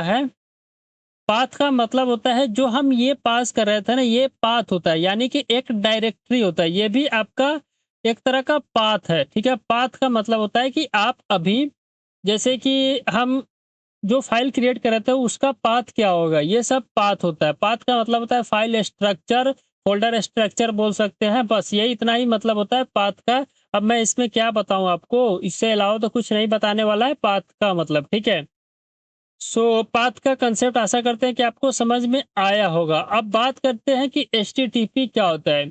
देखो, HTTP का मतलब होता है हाइपर टेक्स्ट ट्रांसफर प्रोटोकॉल। ये एक तरह का प्रोटोकॉल है और जो हमारा ये है ना, ये एक तरह का HTTP है। जब हम इसको कॉपी करेंगे और यहाँ पे पेस्ट करेंगे तो आपको यहाँ पे देखना ये एक तरह का HTTPS आ गया, यानी कि hyper text transfer protocol secure के अंदर ये आ जाएगा। ठीक है, तो आप समझ सकते हैं कि HTTPS क्या होता है। अगर आपको इसको मैं एक एग्जांपल से समझाने का कोशिश करूं तो हमने अभी आपको पाथ का कंसेप्ट समझाया था। ठीक है, तो पाथ से रिलेटेड एक एग्जांपल हम ऐड किए हैं। ये भी क्या करते हैं कि हम रिक्वायर कर सकते हैं, जिस तरह हमने एफएस मॉड्यूल को अभी समझा उसी तरह पाथ मॉड्यूल को भी हम कर सकते हैं। तो उसके लिए हम क्या करते हैं, यहाँ पे सर्च करते हैं पाथ इन नोड.js, तो आपको कोड मिल जाना चाहिए। तो हम यहाँ पे क्या करते हैं, W3 स्कूल के ऊपर ही चलते हैं। पाथ का मतलब क्या होता है आप यहाँ पे देख सकते हैं। पाथ का मतलब होता है कॉमन जेएस को आप इस तरह रिक्वायर कर सकते हैं। इसके अंदर आपको ज्वाइन मिलेगा, रिजॉल्व मिलेगा, बेस नेम भी मिलेगा। ठीक है? और इसको जैसे हमने बताया था बेस नेम के अंदर ये हो गया, और इसको अगर आपको पाथ का बेस नेम कुछ इस तरह होता है, और एक ये डायरेक्टरी नेम बोला जाता है। DIR का मतलब होता है डायरेक्टरी और इसका मतलब होता है फाइल, ठीक है? तो इसके अंदर बहुत सारा एग्जाम्पल है, आप यहाँ पे देख सकते हैं। तो हमने एक एग्जाम्पल ऑलरेडी VS कोड के अंदर राइट डाउन करके रखा है, उसी एग्जाम्पल से मैं आपको समझाता हूँ, ठीक है? हमने यहाँ पे उसी फ़ोल्डर के अंदर यानी कि कोर फ़ोल्डर के अंदर हमने यहाँ पे एक फ़ाइल क्रिएट किया path.js, और इसके अंदर हमने सबसे पहले fs को इंपोर्ट कराया। तो ये इंपोर्ट आई थिंक गलत है। हम यहाँ पे जब जाएँगे, अभी हमने fs मॉड्यूल के अंदर कैसे इंपोर्ट कर रहे थे fs को, ये वाला कमांड हमको यूज़ करना पड़ेगा। तो हम क्या करते हैं, यहाँ पे पास कर देते हैं, ठीक है? अब देखते हैं कि ये पाथ हमारा चलता है या नहीं। और इसके अंदर क्या है कि लॉग पाथ हम फाइंड कर रहे हैं। पाथ डॉट ज्वाइंड वाला जैसे हमने आपको बताया था कि इसके अंदर कितना कमांड होता है। आप यहाँ पे देख सकते हैं कि कौन-कौन सा कीवर्ड है, join, resolve and base name है। देखो, ये सब चीज़ जो मैं बता रहा हूँ आपको, ये आपको अंडरस्टैंडिंग के लिए बता रहा हूँ। बेसिकली ये आपसे कोई पूछता नहीं है जल्दी, बट पूछ भी सकता है कोई-कोई, कोई दिक्कत नहीं है, तो आप बता सकते हैं। तो आप क्या करेंगे, इसको रन कराइए, नोड, और उसके बाद आप path.js का यूज़ करेंगे, तो हमारे पास एरर आया। एरर क्या कह रहा है कि हम जो fs.append फाइल्स सिंक्रोनाइज़ कर रहे हैं ना, यहाँ पे एरर आ रहा है, यानी कि ये। तो हम क्या करते हैं, इसको रिमूव करके append फाइल करते हैं, ठीक है? अब हम रन कराएँगे तो आई थिंक अब हमारा कोड एग्ज़ीक्यूट हो जाना चाहिए। तो जब हम रन कराए तो हमारे पास तो कोड एग्ज़ीक्यूट हुआ, आई थिंक कि एरर आया। ये भी एरर आ रहा है कि ये कह रहा है कि नो सच फाइल और डायरेक्टरी ओपन। मतलब ये है कि जो हमने इसको एक पाथ दिया है, इसके अंदर एक्टिविटी डॉट लॉग नाम के आई थिंक, तो ये इसको नहीं मिल रहा है, ठीक है? तो इसलिए ये एरर आया। यहाँ पे देख सकते हैं ये पूरा हमारा कमांड बताया, और इसको लॉग नाम से कोई फाइल नहीं है, तो इस तरह ये बता रहा है। पाथ का मतलब आप समझ जाइएगा, बेसिकली एक तरह का पाथ ही होता है। और इसका जो एग्जाम्पल है वो आप ये वाला है, इससे भी आप समझ सकते हैं, ठीक है? अब हमारा नेक्स्ट जो टारगेट है एचटीटीपी आपको समझाना, ठीक है? तो एचटीटीपी का मतलब होता है हाइपर टेक्स्ट ट्रांसफर प्रोटोकॉल। अब हम एक काम करते हैं, एक एचटीटीपी क्रिएट करते हैं यूजिंग एचटीटीपी का मेथड का यूज करते हुए, ठीक है? तो हमने यहाँ पे एक एग्जांपल राइट डाउन किया है, कुछ नहीं, हमने यहाँ पे एचटीटीपी, अच्छा एक काम करते हैं, इसको पहले गूगल पे सर्च करते हैं, ठीक है? आपको ताकि एचटीटीपी इन नोड.जेएस, ठीक है, हमने सर्च किया और आपको एआई ही कुछ ना कुछ एग्जाम्पल बताएगा। तो अच्छा, एचटीटीपी को आपको रिक्वायर्ड करना है तो इस तरह आप रिक्वायर्ड कर सकते हैं, ठीक है? तो हम यहाँ पे एचटीटीपी को रिक्वायर्ड कर लेते हैं, और उसके बाद हम क्या करेंगे कि सर्वर क्रिएट करना है, ठीक है? तो सर्वर को क्रिएट करने के लिए आप HTTP dot create server method का यूज कर सकते हैं। इसके अंदर दो चीज़ आती है, रिक्वेस्ट एंड रेस्पॉन्स। तो रिक्वेस्ट एंड रेस्पॉन्स फिर आपको यहाँ पे राइट करना है रेस्ट डॉट यूज का यूज करते हुए, जैसे कि यहाँ पे इसने बताया है, कुछ इस तरह का कोड है इसका। और यहाँ पे है रेस्ट डॉट हेड, अगर हमारा रिक्वेस्ट डॉट यूआरएल ये है। लेट सपोज हमने ये एग्जांपल राइट डाउन किया है, यहाँ पे क्या है कि हेड के अंदर हमारे पास कंटेंट टाइप टेक्स्ट प्लेन होना चाहिए, और सर्वर इज रनिंग बताएगा, लिसनिंग पोर्ट नंबर 3000। अब हम क्या करते हैं, इसको रन कराते हैं, ठीक है? तो नोड HTTP, ठीक है, यहाँ पे हमारा हो जाएगा नोड, ठीक है, और HTTP.js। अब हम इसको रन कराएंगे तो server is running on port 3000। अब हम एक काम करते हैं, यहाँ पे सर्च करते हैं लोकल होस्ट 3000, ठीक है? तो हमारे पास सर्वर इज रनिंग आएगा। यहाँ पे हमने कोई एक्सटर्नल क्या बोलते हैं, कोई एक्सटर्नल लाइब्रेरीज का हमने यूज नहीं किया है, और डायरेक्ट हमने सर्वर को क्रिएट कर दिया using with the help of NodeJS. उसके लिए हमने क्या किया कि नोड.जेएस के अंदर इनबिल्ट एचटीटीपी को रिक्वायर किया, और उसका यूज करते हुए क्रिएट सर्वर नाम का एक मेथड होता है, जिसके अंदर हमारा पूरा फॉर्मेट आ जाती है। जो हमारा, अगर आप एक्सप्रेस जेएस का यूज करेंगे तो वहाँ पे हम सर्वर को कैसे क्रिएट करते हैं वो भी मैं आपको बताऊंगा। ये चीज़ है, ठीक है। तो उसके बाद हम रेस्ट डॉट राइट हेड के अंदर हमने कंटेंट टाइप को टेक्स्ट प्लेन सेट कर दिया है और उसके बाद हमने इंड कर दिया सर्वर इज रनिंग, ठीक है। अगर आप यहाँ पे देखेंगे तो यहाँ पे बहुत सारा एग्जांपल भी बताया, आप इसको एक्सप्लोर कर सकते हैं। रेस्ट डॉट स्टेटस कोड भी इसने सेट किया, रेस्ट डॉट सेट हेडर के अंदर मैंने आपको ऑलरेडी बताया था। और यहाँ पे आप देखेंगे तो यूआरएल इसका ये है, मेथड ये है और यूआरएल ये है मेथड के अंदर। मतलब डिपेंड करता है कि आप इसको कैसे यूज करना चाहते हैं, तो आप अपना एक्सप्लोर करना। बस मैंने आपको बता दिया कि एचटीटीपी क्या होता है और उसको कैसे इंपोर्ट करना चाहिए, ठीक है। ये आप एक्सप्लोर कीजिएगा और साथ में आप एक्सप्लोर कीजिएगा इवेंट्स क्या होता है। इवेंट्स का मतलब कि जब हम जैसे ये क्लिक कर रहे हैं, ये भी एक तरह का इवेंट है। क्लिक इवेंट होता है, माउस ओवर इवेंट हो गया, यही आई थिंक इवेंट होता है, ठीक है। अगर आप सर्च करेंगे ना गूगल के ऊपर इवेंट इन नोड.जेएस तो आपको बताएगा यहाँ पे इवेंट इन नोड जेएस, ठीक है। तो आपको बहुत तरह का इवेंट आपको यहाँ पे देखने को मिलेगा, ठीक है। जैसे कि आप देख सकते हैं इवेंट को जब आप करेंगे तो user log event on event हो गया, इमिट इवेंट होता है। और यहाँ पे आप जब जाएंगे तो on event, emit event, of event, ये सब इवेंट है। तो आप इसको स्टडी कीजिएगा, आपको एज ए होमवर्क मैं दे रहा हूँ, ठीक है, ताकि आप भी कुछ तो एक्सप्लोर करेंगे। तो ये आपका कोर मॉड्यूल हो गया और मॉडल्स के कंसेप्ट को हमने डिस्कस कर लिया। नेक्स्ट हम डिस्कस करते हैं एनपीएम डीप डाइव के कंसेप्ट के बारे में। पैकेज डॉट जेसॉन क्या होता है, डिपेंडेंसीज क्या होता है, स्क्रिप्ट क्या होता है। Discuss about NPM deep dive, जिसके अंदर हम कवर करेंगे पैकेज डॉट जेसॉन क्या होता है, डिपेंडेंसीज क्या होता है, स्क्रिप्ट क्या होता है। तो देखो, सबसे पहले जब भी हम बैकएंड प्रोजेक्ट को स्टार्ट करते हैं ना, यहाँ पे एक स्क्वायर बॉक्स लेते हैं, ठीक है। इसके अंदर सब चीज़ मैं बताऊंगा। तो सबसे पहले जब भी हम क्या करते हैं कि बैकएंड डेवलपमेंट स्टार्ट करते हैं, क्या करते हैं, बैकएंड डेवलपमेंट जब हम स्टार्ट करते हैं प्रोजेक्ट को बिल्ड करना, कोई भी प्रोजेक्ट अगर हम बिल्ड करना स्टार्ट करते हैं तो उस केस में क्या होता है कि सबसे पहले हमको कोई भी प्रोजेक्ट को बिल्ड करते हैं तो सबसे पहले क्या करते हैं कि एक फाइल क्रिएट करते हैं, एक मतलब फोल्डर क्रिएट करते हैं।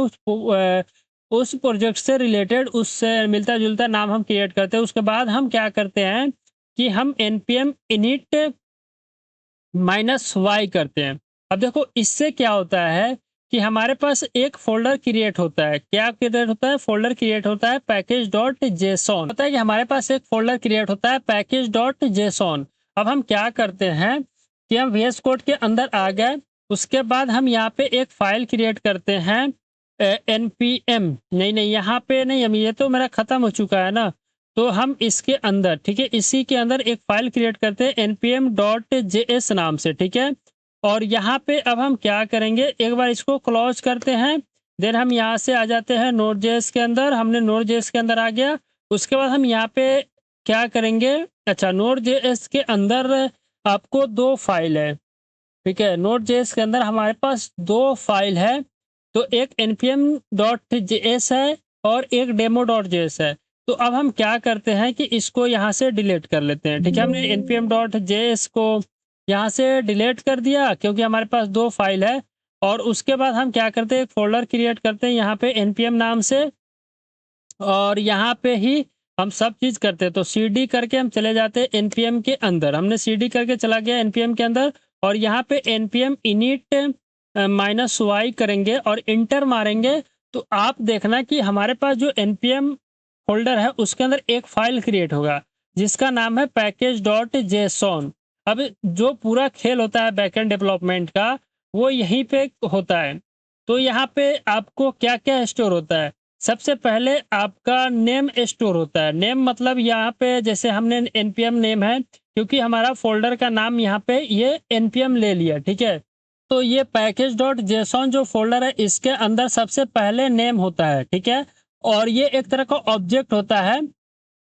तो ये आपका नेम है और नेम आपका जो फोल्डर है ना, फोल्डर का नेम लेता है, ठीक है।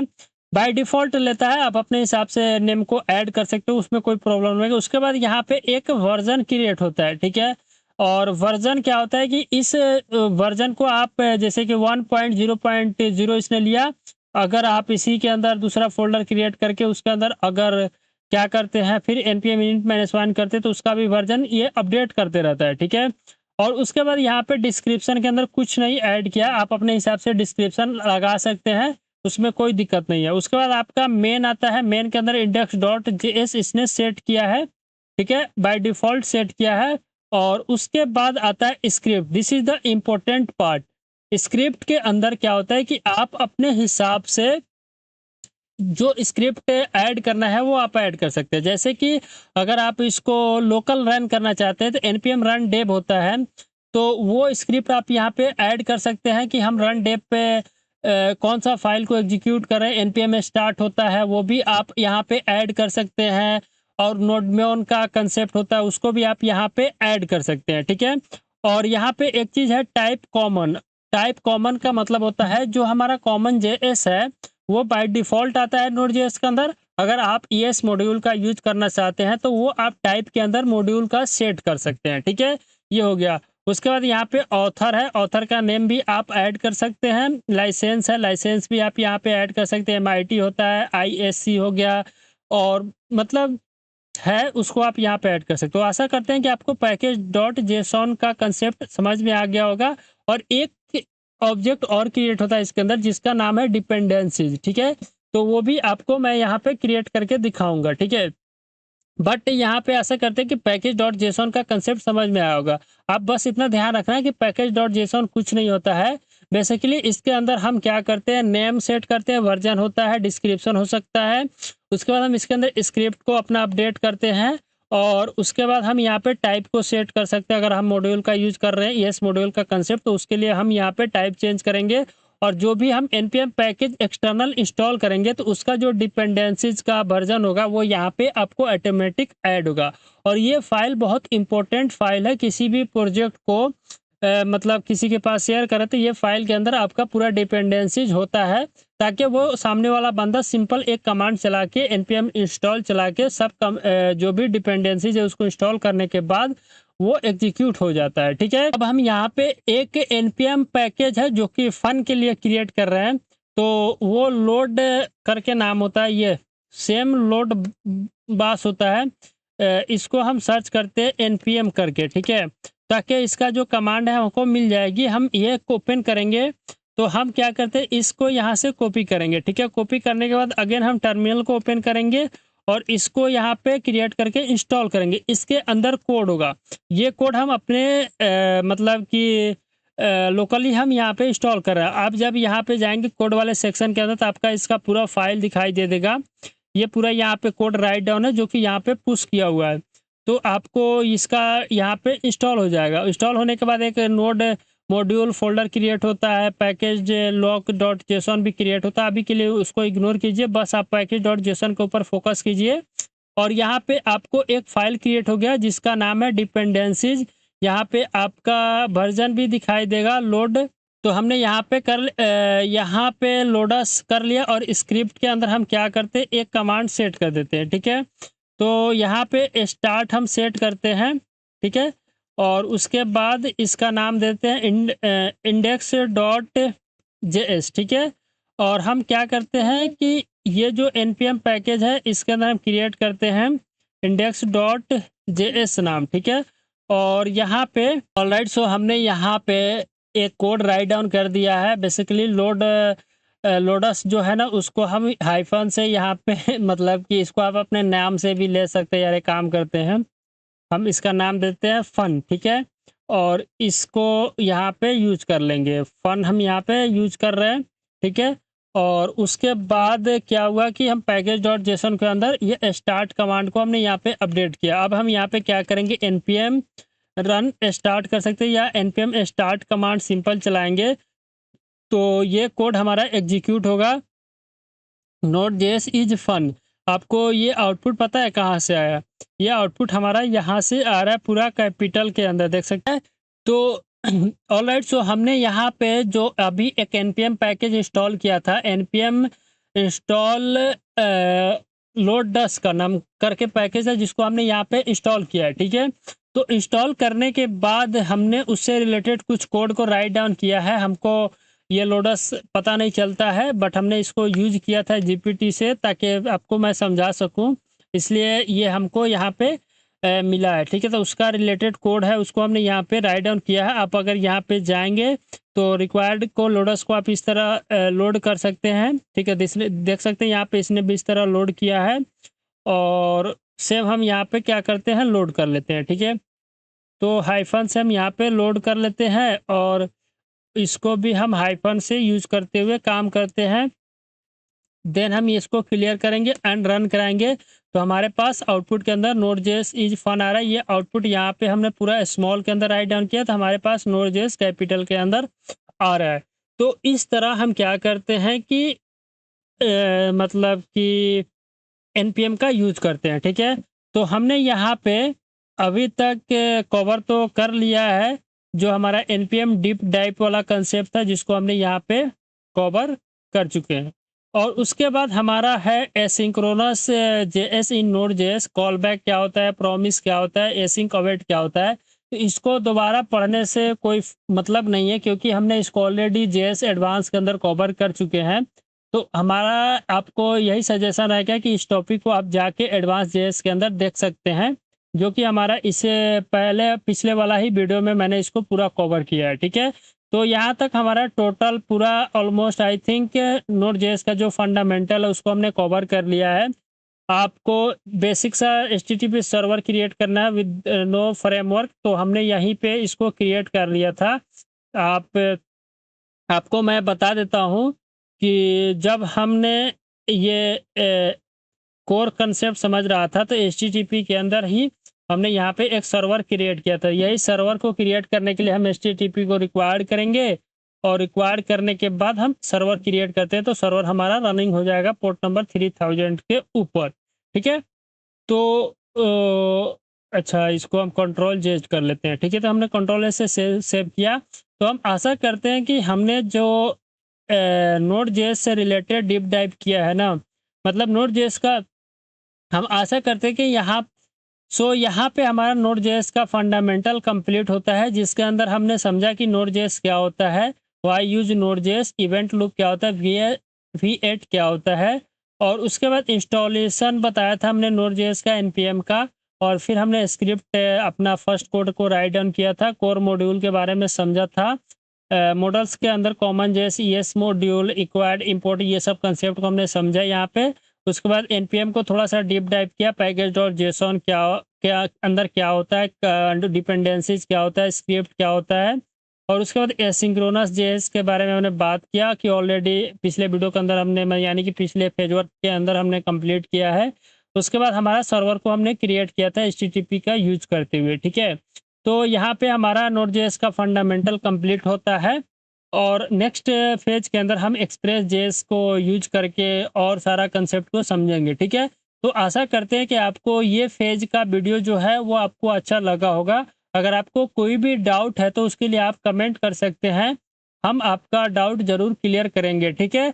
अगर आपको ये वीडियो भी अच्छा लगा तो उसके लिए आप क्या कर सकते हैं, इस वीडियो को लाइक करके अपने दोस्तों को साथ शेयर कर सकते हैं। और उसके बाद अगर आप अभी तक मेरे यूट्यूब चैनल को सब्सक्राइब नहीं किया तो प्लीज़ सब्सक्राइब कर दीजिए। और सो आपसे मिलते हैं नेक्स्ट पेज के अंदर, तब तक के लिए थैंक